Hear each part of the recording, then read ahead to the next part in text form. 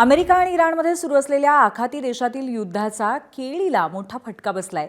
इराणमध्ये जवळपास 1000 केळीचे कंटेनर शिपिंग कंपन्यांनी अडवून ठेवल्यामुळे पोहोचलेला माल खराब होऊ लागलाय।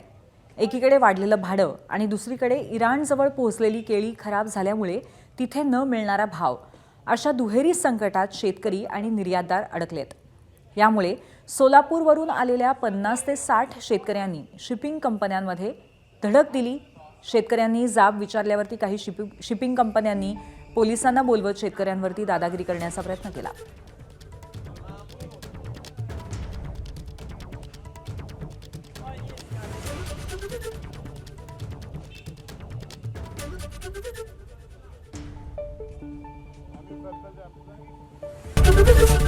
एबीपी माझा, उघडा डोळे बघा नीट।